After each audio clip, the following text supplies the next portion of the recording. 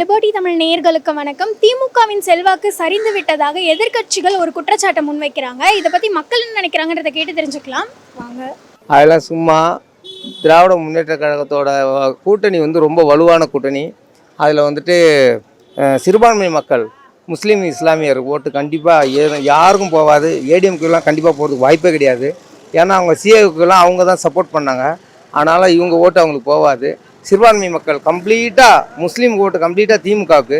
அப்புறம் இஸ்லாமிய கிறிஸ்தவ ஓட்டு இருக்குது, அவங்களும் திமுகவுக்கு தான் போடுவாங்க. திருமாவளவன் இருக்கார், மதிமுக இருக்குது, இன்னும்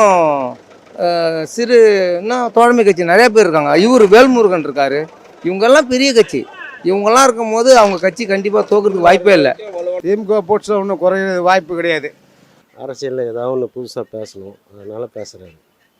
வேறு மற்றபடி ஒன்றும் கிடையாது. ஏதாவது பேசி தானே ஆகணும். இப்படி இருக்கார், இப்படி ஆயிடுச்சு, அவரை நான் சாய்ச்சிருவேன், அதெல்லாம் சொல்கிறது தானே. நான் அவ்வளோ ஒரு இதாக எனக்கு தெரில. நல்லா தான் செஞ்சுருக்காரு, நல்லா தான் செஞ்சுருக்காரு. எதுவும் செய்யாமலாம் ஒன்றும் இல்லை, நிறைய செஞ்சுருக்காங்க. அதான் சொல்கிறேன், எடப்பாடியை செஞ்சதை விட இவரும் நல்லா அதை விட அதிகமாக தான் செஞ்சுருக்காரு. எந்த ஒரு விஷயம்னாக்கா மகளிர் உதவிக்குழு, அப்புறம் நிறைய விஷயம், போலீஸ் எல்லாம் ரொம்ப முன்ன மாதிரி கெடுபிடி கிடையாது. எங்களுக்கு வண்டி ஓட்டுறதுக்கு கொஞ்சம் ஈஸியாக இருக்குது. எடுத்ததுக்கெல்லாம் கேஸு ரொம்ப ஒரு இதுவாக கிடையாது. அதாவது ரொம்ப கஷ்டன்றது ஒன்றும் கிடையாது. எல்லாம் நல்லா போயிட்டு மெட்ராஸ் சிட்டியை வரைக்கும் இப்போ பொறுத்த வரைக்கும் நல்லா டெவலப்மெண்ட்டு, நல்ல வருமானம், ஒன்றும் பிரச்சனை இல்லை. இல்லை, அது கிடையாது, அது கிடையாது, அதிருப்தி கிடையாது. அதான் நல்லது பண்ணிகிட்டு இருக்காங்க, அதனால் அதிருப்தி கிடையாது.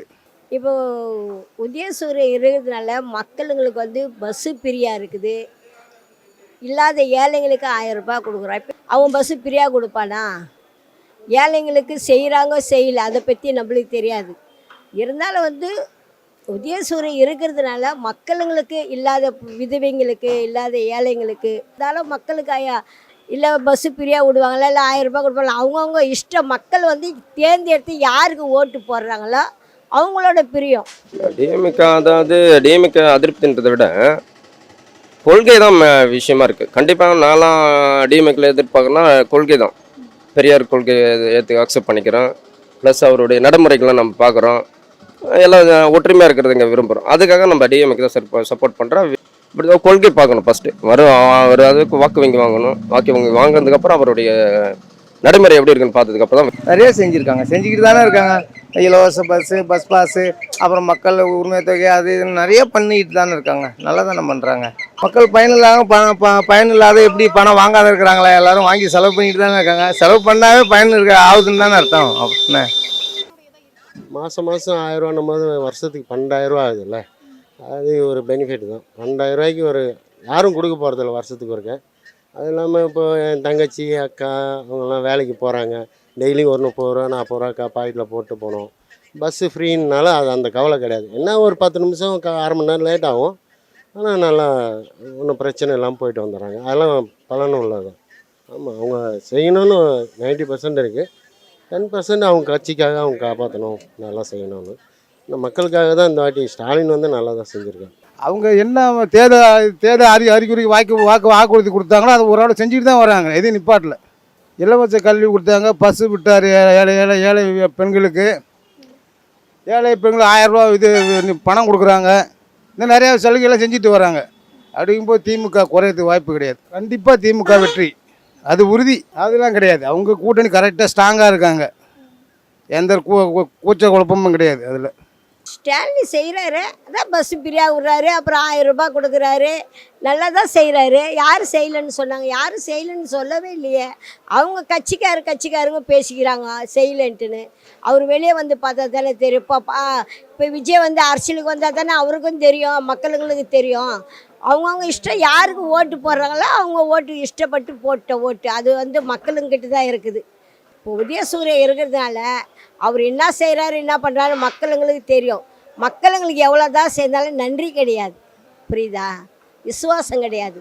நீ என்ன தான் நம்ம வீட்டில் ஒரு 10 பேர் இருந்தாலும் 5 பேர் தான் நல்லா செய்கிறோம், 5 பேர் செய்யலன்னு நம்மளே பேசிக்கிறோம்ல.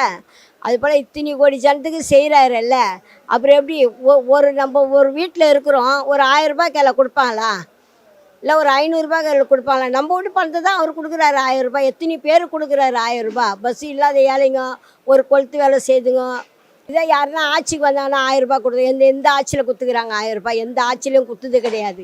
அதுபோல் வந்து அவங்க சொல்கிறாங்க இவங்க சொல்கிறாங்கன்னு பொய் பேசுவாங்க, கலவரத்தை ஏற்றி விடுவாங்க. இதை பற்றி ஒன்றும் கிடையாது. கண்டிப்பாக என்னை பொறுத்த வரைக்கும் ஒரு ஆள் நல்லா தான் பண்ணிட்டு தான் இருக்காங்க. அதாவது சமத்துவபுரத்தை உருவாக்கிறாரு, மக்கள் மத்தியில் பெரிய புரட்சி ஏற்படுத்தியிருக்காரு. சமத்துவபுரன்றது அது பெரிய விழிப்புணர்வு தான். ப்ளஸ் வந்து மக்களுக்கு அந்த விடியல் பயணம்லாம் இருக்குல்ல, அதெல்லாம் நடுத்தரமாக, அதாவது ஒரு கூலி தொழில்கள் அக்செப்ட் பண்ணுற விஷயம் தான். அதெல்லாம் நல்ல விஷயம், அதெல்லாம் நல்லது தான் பண்ணுறாங்க. அது கண்டிப்பாக 100% பயன். கண்டிப்பாக அதாவது கிராமப்புறமாக இருக்கிற மாணவர்கள்லாம் ரொம்ப நாள் முதல் திட்டம்லாம் ரொம்ப யூஸ்ஃபுல்லாக ஒரு அதாவது யூபிஎஸ்சி தேர்வுலாம் தெரியாது, இன்றைக்கி யூபிஎஸ்சி எதிராக. அதனால நான் முதல் திட்டத்தால் ஒரு நல்ல விஷயம் தான். அதெல்லாம் முதல்வர் நல்லா பண்ணிகிட்ருக்காரு. இடைப்பட்ட இருக்கிற அரசியல் வீரர்கள் தான் என்ன பண்ணுறாங்க ஏது பண்ணுறாரு தெரியாது. முதல்வர் நல்லா பண்ணிகிட்ருக்காரு.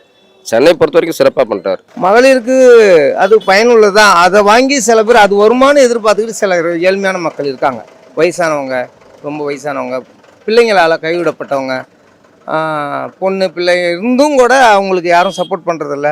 இந்த பணம் சில பேருக்கு அது கரெக்டாக அவங்களுக்கு போய் சேருது. அதை கரெக்டாக அதை வாங்கி யூஸ் பண்ணுறாங்க. எல்லாரை விட அவங்களுக்கு தான் நல்லதுன்னு நினைக்க தோணுது. ஏன்னா வயசானவங்க, அம்மா அப்பாவால் பிள்ளைங்களால் கைவிடப்பட்ட அம்மா அப்பா, இவங்களுக்கு வந்துட்டு அந்த பணம் போய் சேர்றது கொஞ்சம் யூஸ்ஃபுல்லாக இருக்குது, செஞ்சுக்கிட்டு தான் இருக்காங்க. அதெல்லாம் மதிச்சுட்டு தான் இருக்காங்க. அவங்களுக்குள்ள எந்த ஒரு பிரச்சனையும் கிடையாது. அவங்களாம் ஒன்றா தான் இருக்கிறாங்க. நிறைய அவங்க ஏகப்பட்ட பிளான் வச்சுருக்காங்க. நல்ல பிளான். ஃபீல்டில் இறங்கி வேலை செய்கிறது வேறு.